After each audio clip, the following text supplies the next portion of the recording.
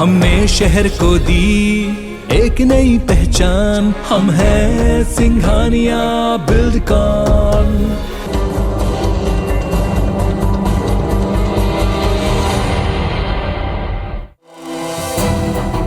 नातरा प्रथा बनी नासूर, कुप्रथा या अभिशाप। नातरा प्रथा से त्रस्त महिलाएं, खाप पंचायत के तुगलकी फरमान। खाप पंचायत को नहीं, कानून का डर।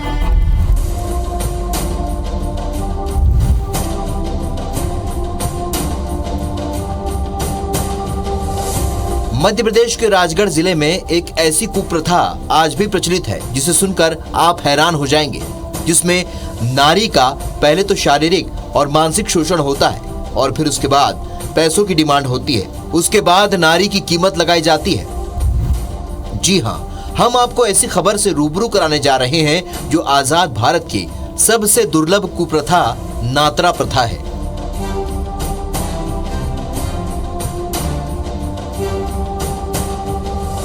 हरियाणा की खाप पंचायतों के किस्से सुनकर शायद आप सहम जाएं, डर लगने लगेगा, लेकिन ये सोचकर आप खुद को तसल्ली दें कि हमारा मध्य प्रदेश तो इन सब से कोसों दूर है, आप बड़ी गलती करेंगे।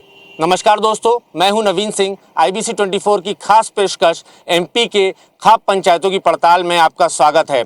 आज की पड़ताल के जरिए हम जानेंगे MP के खाप पंचायतों के खतरनाक फैसलों के बारे में। ऐसे फैसले जिन्होंने न जाने कितनी जिंदगियां बर्बाद कर दी, कितने खेत तबाह कर दिए, कितनी ही फसलें जला दी। भारत देश को अंग्रेजों की बेड़ियों से आजाद हुए 70 वर्ष से अधिक का समय बीत चुका है, लेकिन आज भी देश में नारी समाज की कुप्रथा की जंजीरों में जकड़ी हुई है। राजगढ़ में महिलाएं हकीकत में ऐसी ही त्रासदी को लेकर त्रस्त हैं। अप्रत्यक्ष रूप से उनकी बोली लगाई जाती है।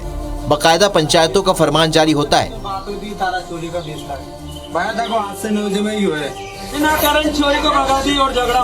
दरअसल नातरा प्रथा में बच्चों की शादी माँ बाप बचपन में तय कर देते हैं। जब वो समझदार होते हैं तो कई बार एक दूसरे को पसंद नहीं करते या समझ नहीं पाते। ज्यादातर मामलों में लड़का लड़की को छोड़ देता है या उससे छुटकारा पाने के लिए मारपीट, विवाद या प्रताड़ित करता है। लड़के का पक्ष ऐसे मामलों में लड़की के नए पति या पिता से झगड़ा कर लाखों की रकम वसूलता है। IBC 24 की टीम ने जब ग्राउंड जीरो पर जाकर नातरा प्रथा की पड़ताल की तो कई चौंकाने वाले खुलासे हुए। प्रथा का दंश झेल रही महिलाओं ने हमारी टीम से बात की तो कैमरे के सामने अपने दर्द को बयां करने से रोक नहीं पाई।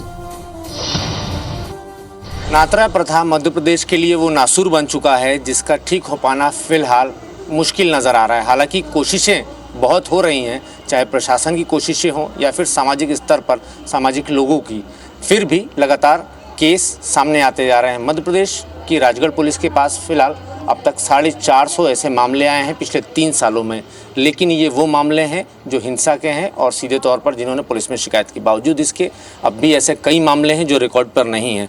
मेरे साथ फिर मैं कई ऐसी पीड़िताओं की तस्वीरें आपको दिखा रहा हूँ और आपको ये बताने की कोशिश कर रहा हूँ इनके ज़रिए कि आप इनकी कहानी सुनिए, इनकी दर्दनाक कहानी को आप सुनिए और ये आप तब तय कर पाएंगे कि मध्य प्रदेश में किस तरीके से खाप पंचायतें जिंदा हैं और किस तरीके के फैसले देती हैं और नातरा प्रथा मध्य प्रदेश के लिए कितना बड़ा नासूर बन चुकी है।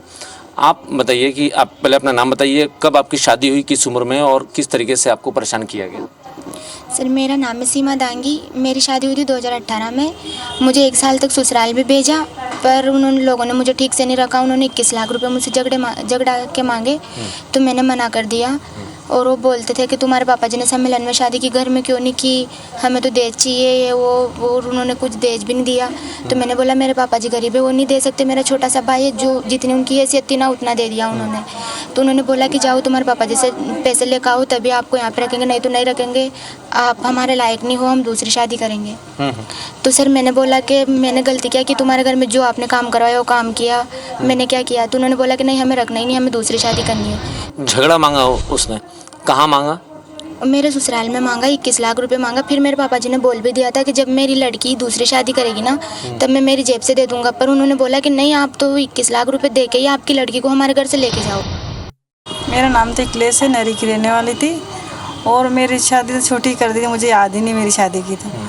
पर उनने आना भी दे दिया, शादी भी कर दी थी। जाने लग गई तो उन्हें दहेज मांगा, पैसा मांगे, 50 लाख रुपए, कागज़ भी मोकले थे मेरे घर पे। और फिर मैंने केस लगा दिया कोर्ट में। मैं 8 साल तक केस लड़ी। 8 साल के बाद में मेरे भाभी मिली, मेरी पहचान हुई, लाल चुनर यात्रा में जुड़ी हम। फिर लाल चुनर से हमारा फैसला हुआ, अब अगले साल ही हुआ। क्या फैसला हुआ था आपको? और राजीनामा दे दिया उन्हें समाज से, फिर कि मैं नहीं लेता हूँ झगड़ा। फिर उसने मना। चाहते हैं इस तरीके से कैसा फैसला दे देती हैं 50-50 लाख रुपए? समाज की रीति नहीं, कि नहीं अपने समाज में चल रहे हैं, तो शुरू से समाज वाली है। आपका नाम क्या है और आपके साथ क्या जमुना सिसोदिया। क्या घटना हुई थी आपके साथ? सर मुझे पढ़ने नहीं दे रहे हैं और लड़का शराब पीता है, मुझे 2 बार भेज दी। मैं 8th में थी जब मेरी शादी हो गई थी, मुझे पता भी नहीं था मेरी शादी हो गई थी, छोटी थी जब हो गई थी। और अब पढ़ने नहीं दे रहे हैं, बोल रहे काम करवाना। हम तो कैसा कागज, किस चीज़ का फैसला मांग रहे हैं वो? झगड़े झगड़े दो। झगड़े में क्या मांग रहे हैं? सर अभी तो कुछ नहीं मांगा, लेकिन कागज भेजा उन्होंने और मतलब फैसला करने के बोले 2 दिन में, नहीं तो आग लगाएंगे वो। फिर झगड़ा खेत में, आपके खेत में आग लगाएंगे? हाँ, मतलब खेत है, हमारी फसल है जिसमें। जो पंचायतें हैं वो भी ये कह रही हैं कि इनको नहीं पढ़ाना चाहिए। हाँ तो विरोध नहीं किया आपने? सर कर रहे हैं ना।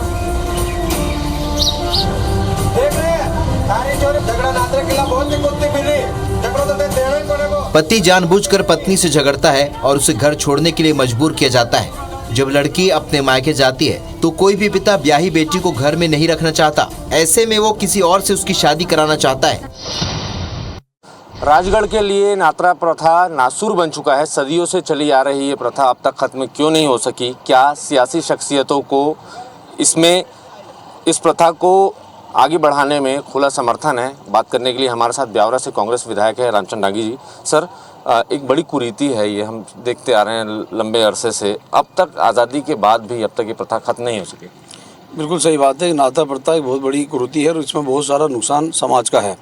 और हमारे ज़िले में काफ़ी और भी कई जगह में, बाकी हमारे ज़िले में काफ़ी बड़ी प्रथा ये रही है। और पहले बचपन में लोग शादियां कर देते थे, बाल विवाह करते थे, बाल सगाई करते थे। उसकी वजह से फिर बाद में जब लड़के कभी बड़े होते थे तो वो लड़के लड़की पसंद नहीं आते थे या कोई कारण बनते थे, उसकी वजह से वो छोड़ देते थे। और छोड़ने के बाद में फिर वो उसका लड़का पक्ष जो है लड़की पक्ष से काफ़ी राशि झगड़ा मांगता था और झगड़ा नहीं देता था तो लोग के घरों में आग लगाते थे, उनको नुकसान पहुंचाते थे और उन्हें प्रशासन भी कुछ कर नहीं पाता था।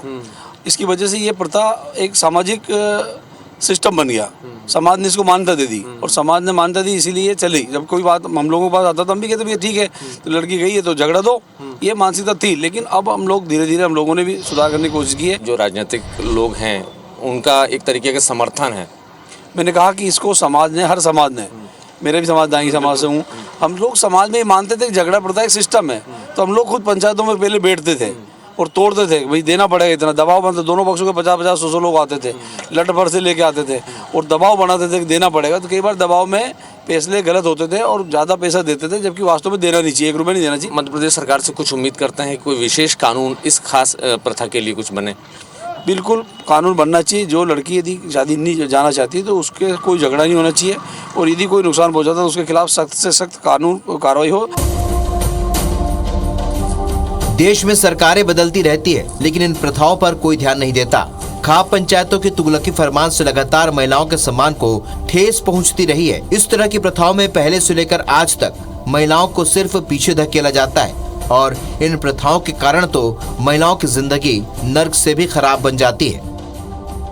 मेरे साथ नात्रा प्रथा की कई प्रभावित लड़कियां हैं, औरतें हैं, उनसे बात करेंगे, जानने की कोशिश करेंगे कि उन पर क्या बीती है, किस तरीके से उन पर जुल्म हुआ है। 10 साल पहले शादी हुई मेरी और तुझे नहीं रखूँ शराब पी के मारते हैं, मैं तुझको नहीं रखूँ, मेरा 8 लाख रुपये चाहिए। दूसरी जगह शादी कर ली उसने और उसके लड़का लड़की पे मैं दूसरी जगह शादी नहीं करवा दे रही। अच्छा, उस आपके हस्बैंड जो हैं उन्होंने दूसरी जगह शादी कर ली और उसके बच्चे भी हैं। कितने बच्चे हैं और क्या उम्र है अभी उनकी, और कब, उस समय उनकी उम्र क्या थी जब आपकी शादी हुई थी? शादी हुई जैसे छोटी सी उम्र में कर दी हमारी शादी। तो कितनी उम्र रही होगी? 10 साल। 10 साल की रही होगी। हाँ। अभी कैसे थे? अब यह है कि दूसरी जगह शादी नहीं करवा दूँ तेरे को, मेरे झगड़े ही चाहिए। किसी से आपने अपनी बात रखी, शिकायत करी? थाना में करी थी, थाना वाला कोई सुनाई नहीं करता। आपकी शादी किस उम्र में हुई थी? मेरी शादी बचपन में हो गई थी, 10-12 साल पहले। और उसने मेरा पापा शांत हो गया तो ने गांव में आग लगा दी कि तू आर तू देश देखा, तार पापा नहीं है थे, तार छोटो भाई है थे। देश मांगा और मैं गई भी है तो उसने नहीं लेगी तो उसने मारपीट करी और तेरा भैया की आधी ज़मीन लेकर हमारे पास में और देश भी मांगा था उसने। कितना मांगा था? उसने 50 लाख रुपए मांगा था और आधी ज़मीन मांगी थी। तो हमारे पापा नहीं था तो मेरी मम्मी ने बोल दी कि मैं नहीं भेजूंगी तो जान से मार सकता है। तो फिर मना कर दी और फिर उसने शराब पी के गाँव में आग लगा दी। आग लगा के 5 पंचों से कहेगा कि मैं झगड़ा लूँगा ऐसे, गांव में बेटी तो ही झगड़ा लूँगा इससे। तो फिर मेरी मम्मी ने केस लगाया तो केस में भी कोई निराकरण नहीं हो रही। 10 साल की केस लड़ रही, उसने दूसरी शादी कर ली। अच्छा, उसने दूसरी शादी कर ली।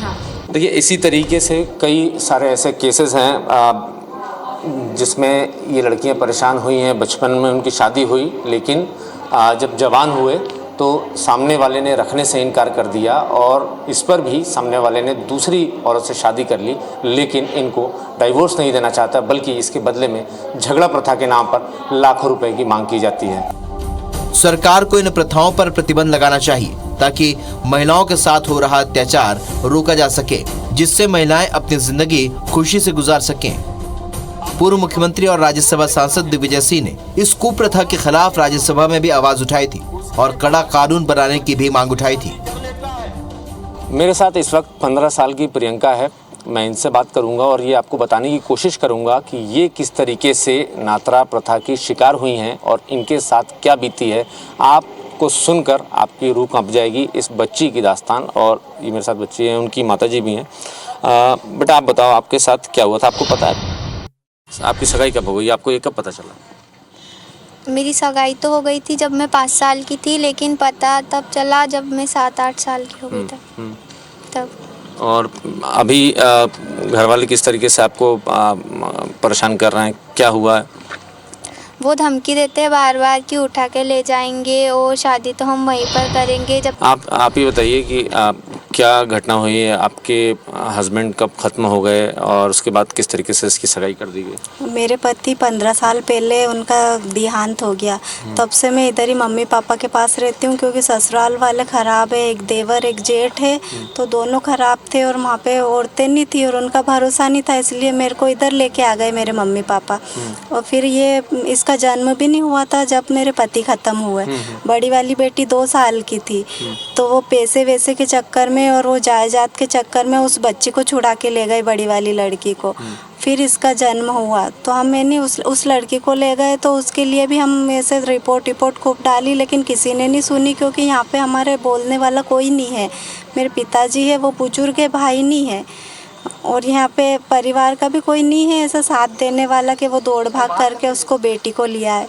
तो बेटी भी वहीं रह गई मेरी और फिर थोड़े दिन बाद उसकी भी सगाई कर दी और फिर इसका हुआ जन्म तो इसकी भी बोलने लगे। ये 5 साल की थी जब से तो कि सगाई कर रही, हमारी लड़की है, हम लाएंगे, हम इधर ही रखेंगे, लेके आएंगे, उसकी माँ को भी ले आएंगे, वहाँ पे कौन है उनका लड़ने वाला, हमारी चलेगी। बेटा, आप ये बताओ कि अभी जैसे मुझे जानकारी मिली कि इससे पहले एक बार ऐसी घटना हुई कि आपको यहाँ से ले जाने की कोशिश हुई। वो मेरे चाचा लोग थे और मैं स्कूल से आई थी तो वो वहीं पर बैठे हुए थे तो वो ऐसे ही धमकी दे रहे थे कि वो मतलब मेरे नाना जी को बोल रहे थे कि आप कुछ भी कर लो, ले जाएंगे तो हम ही और वहीं पर शादी करेंगे, आपसे क्या होगा ऐसे।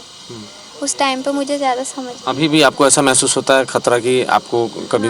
हाँ महसूस होता है। हम उधर मौसी की तरफ भी ज़्यादा नहीं जाते और ये उम्मीद कर रहे हैं कि शायद मध्य प्रदेश के राजगढ़ ज़िले की ज़िला प्रशासन की नज़रें इस बच्ची की तरफ इनायत होंगी और इसके साथ जो जुल्म हो रहा है या जो जुल्म हुआ है उस मामले में इसको इंसाफ ज़रूर मिलेगा।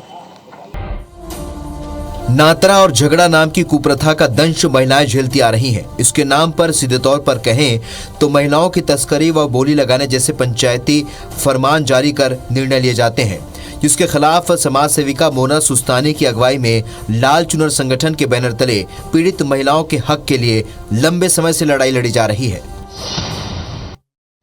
लाल चुनर एक संगठन सामने आया है जो लगातार नात्रा प्रथा और झगड़ा प्रथा की पीड़िताओं की मदद कर रहा है। लीगल काउंसलिंग से लेकर हर तरीके का सपोर्ट लाल चुनर संस्था दे रहा है। मोना सुस्तानी इस वक्त हमारे साथ हैं, लगातार इन पीड़ित महिलाओं के बीच में रहती है। मैडम, सबसे पहले तो मैं आपसे ये जानना चाहूँगा, सदियों बीत गए, देश हमारा कब का आज़ाद हो चुका है, बावजूद इस तरीके की कुरीति मध्य प्रदेश के राजगढ़ ज़िले में, जो कि भोपाल से इतना नज़दीकी है? असल में क्या है, ये नात्रा झगड़ा है, ये इतना गोपनीय होता है कि इसमें कोई कुछ नहीं बोलता। एक्चुअल में जो समाज के वरिष्ठ लोग हैं वही समाज के दलाल होते हैं, तो इतनी गोपनीय तरीके से करते हैं कि आदमी को लगता है कि किसी तरह से भी बेटी की शादी हो जाए, घर बस जाए, हम चुप रहें। लेन देन इतना गोपनीय होता है कि कभी कोई सामने आना नहीं चाहता। इसमें मैं सोचती हूँ कि नात्रे झगड़े में सामने आने का मतलब है कि आग से खेलने जैसा काम है। हमने देखा जिस तरीके से यहाँ फैसले, जिसके पास 1 बीघा जमीन नहीं है उससे 20 एकड़ की मांग की जाती है, उससे 20 लाख रुपए मांगे जाते हैं। बिल्कुल भाई, ये तो क्या है, पूरा पैसा है जो दलाली का पैसा है। अगर वो लाखों रुपए भी मांग रहे हैं तो वो लाखों रुपए कहाँ से लाएगा? अगर 1 बीघा ही जमीन है तो स्वाभाविक बात है वो लड़की को कहीं बेचेगा। लड़की अच्छी है, दिखने में सब बढ़िया है, कम उम्र की है, और ऐसे लोग उसको ले जाएंगे जो 10-20 लाख रुपए दे सकते हैं, 15 लाख रुपए दे सकते हैं। तो कुछ वो ये हो जाता है कि जो दलाल लोग हैं वो लोग रख लेते हैं। कहीं बहुत पुअर कंडीशन में है तो वो माता पिता भी उसको उपयोग कर लेते हैं। कुछ कमी आई है मैडम, आपको लगता है पहले के मुकाबले? हाँ, पहले के मुकाबले में, क्योंकि जागरूकता आई है लोगों में। ये चीज गलत हो रही है। अब लड़कियां हैं, जो लड़कियां थोड़ी पढ़ लिख रही हैं, और अब उन लोग को एक हिम्मत हो गई है कि दौड़ के वो आ जाती हैं। अगर लगता है कि मेरे साथ में अन्याय हो रहा है तो वो तुरंत हमको लाल चुनर की जो हमारी टीम है उनको कॉल करेंगी, या वो खुद डायरेक्ट उठ के भाग के आ जाएंगी कि मेरे साथ में ऐसा हो रहा है। तो हम लोग जाके उस चीज का बचाव करते हैं। शासन का सपोर्ट मिलता है मैडम, पुलिस और जिला प्रशासन का? सपोर्ट तो मिलता है, लेकिन जो हमें चाहिए वो अभी हमें मिल नहीं पा रहा, क्योंकि बहुत सारे ऐसे केस हैं जो बहुत चुटकियों में निपट सकते हैं, लेकिन आज भी वो निपट नहीं पा रहे हैं। उम्मीद है कि मोना सुस्तानी जैसे कई और महिलाएं न सिर्फ राजगढ़ से बल्कि मध्य प्रदेश या देश के अलग अलग हिस्सों से आकर राजगढ़ में इस तरीके से कुछ ऐसा करेंगी ताकि राजगढ़ नात्रा और झगड़ा प्रथा से हमेशा के लिए आज़ाद हो सके। नातरा और झगड़ा जैसी सामाजिक कुप्रथा समाज को पूरी तरह से जकड़े हुए है, जिसको लेकर आए दिन झगड़े व नातरा के पैसे लेने के लिए खेतों, मकानों में आग लगाना, फसलों को नष्ट करना, लड़ाई मारपीट जैसी घटनाएं होती रहती हैं। प्रशासन के लाख दावों और एक्शन के बाद भी इस तरह की घटनाएं रुक नहीं पा रही हैं। हमारे साथ राजगढ़ जिले के कलेक्टर हर्ष दीक्षित हैं, ये भी लगातार कोशिश कर रहे हैं। दीक्षित जी, हम देख रहे हैं काफ़ी सारे केसेस आ रहे हैं, ये सालों सदियों पुरानी परंपरा है, अब तक खत्म क्यों नहीं हो सकी सर? देखिए, कोई भी अगर सामाजिक कोई बुराई रहती है तो उसको ख़त्म होने में थोड़ा सा समय लगता ही है, एक नेचुरल प्रोसेस रहता है। ड्रास्टिकली ओवरनाइट चीज़ें नहीं बदलती हैं। जैसे हम अगर बात करें, दहेज प्रथा भी एक ऐसी प्रथा है जिसके लिए एक्ट भी हैं, कानून भी हैं, लेकिन अगर देखा जाए तो वो भी सही मायनों में कहीं ना कहीं अभी बची हुई है, कम हो रहे हैं पहले से। सेम उसी तरह से नात्रा प्रथा भी, नात्रा प्रथा को लेके लगातार यहाँ पे जिला प्रशासन ने मतलब पहले से ही, मतलब पिछले 4 सालों में, 5 सालों में, 3 सालों में अच्छा काम किया है। आज से जो 5 साल पहले स्थिति थी कि बहुत बड़ी संख्या में केसेस आते थे, मुझे ऐसा बताया जाता था कि मतलब जन सुनवाई में, जब जन सुनवाई होती तो एक जन सुनवाई में करीब 25-25 केस, 30-30 केस आते थे, जिसमें झगड़ा प्रथा या नात्रा प्रथा से ग्रसित लोग या फिर आके और सुनवाई की मांग करते थे। अभी वो संख्या रिलेटिवली काफ़ी कम हो। सवाल हर जगह इसी बात का आ रहा है कि जो पॉलिटिकल फिगर हैं, इनकी वजह से ये समस्या पूरी तरीके से ख़त्म नहीं हो पा रही। समाज का वोट हासिल करने के लिए ये, तो क्या प्रशासन को कार्रवाई करने में शायद इसलिए दिक्कत आ रही है? नहीं, प्रशासन ने जहाँ जहाँ ऐसे केसेस आए हैं, मेरी एसपी साहब से भी बात हुई है, उसमें कार्रवाइयाँ भी हुई हैं। बहुत सारे केसेस में FIRs भी हुई हैं। आपके क्षेत्र के विधायक तो खुद पंचायत लगा रहे हैं सर। अगर ऐसी कोई स्थिति है तो उसको हम देख लेंगे। आगे क्या चुनौती है सर इस कुरीति को रोकने के लिए? बड़ी जिम्मेदारी है सर। लोगों को इस चीज़ के बारे में लगातार अवेयर करना कि मतलब पहली चीज़ है कि मतलब लोग जो सदियों से उसको रीति को पालन कर रहे होते हैं या उसको मान रहे होते हैं, तो उनको लगता नहीं है, उनके अंदर से वो भावना नहीं आती कि वो कुरीति है भी। उनको लगता है ये वे ऑफ लाइफ है। तो मैं पहले उनको एक मतलब, और जो पहले किया भी गया है कि लोगों को बैठा के समझाने का प्रयास की ये मतलब चीज़ सही नहीं है। जिले के थानों में आए दिन कोई न कोई पीड़िता पंचायतों के फरमान से परेशान होकर कानून से मदद की गुहार लगाती हैं। इस तरह के मामले में पुलिस का एक्शन भी होता है, लेकिन कई बार पीड़िता को इंसाफ नहीं मिल पाता और न ही पंचायतों के तुगलकी फरमानों पर कोई अंकुश लग पाता है। ऐसा नहीं है कि मध्य प्रदेश के खाप पंचायतों की खबर राजगढ़ पुलिस को नहीं है। इस वक्त राजगढ़ जिले के एसपी प्रदीप शर्मा हमारे साथ हैं, उनसे बात करते हैं। सर, नात्रा प्रथा को लेकर किस तरीके की शिकायतें आपके पास जनरली आती हैं? यूजुअली जो राजगढ़ में हम लोगों ने देखा है, नात्रा और झगड़ा का जो प्रथा है, इसका जो इनिशिएशन होता है वो बाल सगाई से होती है। बचपन में ही जब बच्चे 6 महीने साल भर के होते हैं, और कई बार तो पैदा होने के पहले ही इस तरह का कि अगर हमारे यहाँ लड़की हुई तो हम आपके यहाँ रिश्ता करेंगे, इस तरह के रिश्ते तय कर दिए जाते हैं। बट जब बच्चे ग्रो अप करते हैं तो उनको रियलाइज़ होता है कि वो अपनी फिजिकल, मेंटल और पढ़ाई और एजुकेशनल कैपेबिलिटीज़ में अलग अलग होते हैं। उसके बाद वो साथ में नहीं रहना चाहते या साथ में आगे शादी परसू नहीं करना चाहते। उसको लेकर जो वर पक्ष होता है वो लड़की वालों से झगड़े की रकम मांगता है, और उसमें 2 तरह की शिकायतें आती हैं। एक तो जो रकम की डिमांड होती है वो होती है, और दूसरा अगर रकम नहीं दी जाती है तो आगजनी की जाती है, जो फसलें होती हैं उसको नुकसान पहुंचाया जाता है। दोनों मामलों में हम प्रोएक्टिवली पहले तो परसू करते हैं कि जो परिवार है उनको ये समझाया जाए कि जो बचपन में सगाई हुई है वैसे भी वो वैध नहीं है, और अगर किसी डिफरेंस की वजह से दोनों नहीं रहना चाहते हैं तो उन दोनों को पुश ना किया जाए और वो अलग अलग रहें, और इस प्रकार की जो अनुचित डिमांड्स हैं उसको फॉलो नहीं। ऐसी जो पंचायतें हैं वो कोर्ट के ऑर्डर्स को भी नहीं मानती हैं और पुलिस प्रशासन के भी नियम कानून नहीं मानते हैं। देखिए, जो इसका उद्गम है वही एक गलत प्रीटेक्स्ट पे चालू होता है, जहां बचपन में ही सगाई कर दी जाती है, और लोगों का मानना होता है कि हम इसको जो सॉल्व करेंगे वो हम अपने गांव की पंचायतों से सॉल्व करेंगे। इसके संबंध में हम लोगों ने जो जनप्रतिनिधि हैं और लोग हैं उनकी बैठक की थी, समाज के जो वरिष्ठ लोग हैं उनकी बैठक की थी, और ये जो पंचायतें हैं इनको एब्सोल्युटली बैन कर दिया धारा 144 में कि इस तरह की पंचायतें कहीं नहीं बैठेंगी। क्योंकि हमने कई केसेस में देखा, चूँकि उसी समाज से विधायक हैं, वो खुद कहते हैं कि हम भी पंचायतों में बैठा करते थे लेकिन अब नहीं करते ऐसा।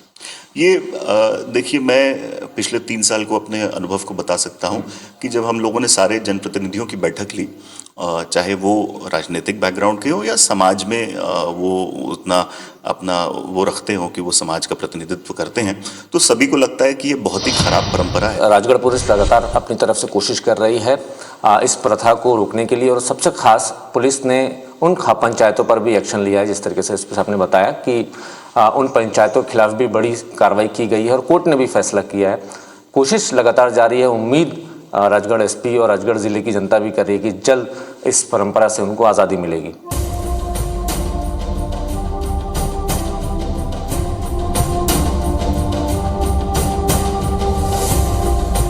राजगढ़ से इस कुरीति को खत्म करने की लाखों कोशिशें हुई, प्रशासन ने भी अपने स्तर पर कई कोशिशें की, लेकिन समाज का वोट हासिल करने के लिए सियासी लोगों ने इसे हवा दी।